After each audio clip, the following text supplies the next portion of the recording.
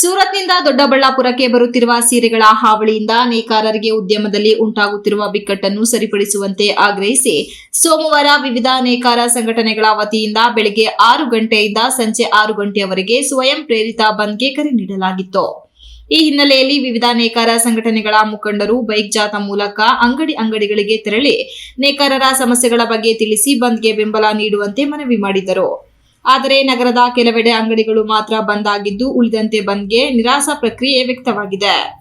ನೇಕಾರರ ಸಂಘಟನೆಗಳು ಕರೆ ನೀಡಿದ್ದ ದೊಡ್ಡಬಳ್ಳಾಪುರ ಬಂದ್ಗೆ ಕೆಲ ಕೂಲಿ ಕಾರ್ಮಿಕರು ಬೆಂಬಲವನ್ನು ನೀಡದೆ ಹೊರಗುಳಿದಿದ್ದು, ತಾಲೂಕಿನಲ್ಲಿ ವಲಸಿಗ ಕಾರ್ಮಿಕರ ಹಾವಳಿ ಕಾರ್ಮಿಕರು ಹೆಚ್ಚಾಗಿದ್ದು, ಸ್ಥಳೀಯ ಕಾರ್ಮಿಕರ ಪರಿಸ್ಥಿತಿ ಹದಗೆಟ್ಟಿದೆ. ಮಾಲೀಕರು ತಮ್ಮ ಸಮಸ್ಯೆಗಳನ್ನು ಆಲಿಸುವಂತೆ ಕಾರ್ಮಿಕರು ಆಗ್ರಹಿಸಿದ್ದರು.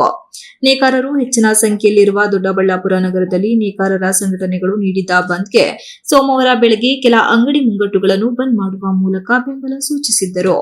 ಇನ್ನು ಕೆಲ ಅಂಗಡಿಗಳು ಮಧ್ಯಾಹ್ನದ ವೇಳೆ ಮತ್ತೆ ತೆರೆದವು. ಬೆಳಗ್ಗೆ ಬಂದ್ಗೆ ಬೆಂಬಲ ನೀಡಿ ಮುಚ್ಚಲಾಗಿದ್ದ ಬೀದಿ ಬದಿ ವ್ಯಾಪಾರವೂ ಕೂಡ ಮಧ್ಯಾಹ್ನದಲ್ಲಿ ಆರಂಭವಾಗಿತ್ತು. ನಗರದ ಕೃಷ್ಣರಾಜ ಮಾರುಕಟ್ಟೆಗಳಲ್ಲಿ ಕೆಲ ಅಂಗಡಿಗಳು ಕೂಡ ಬಂದ್ ಆಗಿದ್ದು, ಮಾರುಕಟ್ಟೆಯಲ್ಲಿ ಜನಸಂಖ್ಯೆ ವಿರಳವಾಗಿತ್ತು. ಇದನ್ನು ಹೊರತುಪಡಿಸಿ ಉಳಿದಂತೆ ಎಲ್ಲಾ ಜನಜೀವನವು ಸಾಮಾನ್ಯದಂತೆ ಇತ್ತು. ಸಾರಿಗೆ ವ್ಯವಸ್ಥೆ ಕೂಡ ಎಂದಿನಂತೆ ಇತ್ತು. ಯಾವುದೇ ಶಾಲಾ ಕಾಲೇಜುಗಳಿಗೆ ರಜೆ ಘೋಷಣೆ ಮಾಡಿರಲಿಲ್ಲ.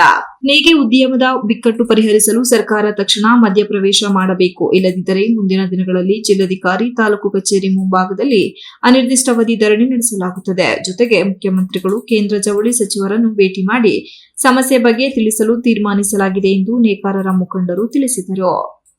MB Umesh, TV 46 news Kannada, Sakleshpur.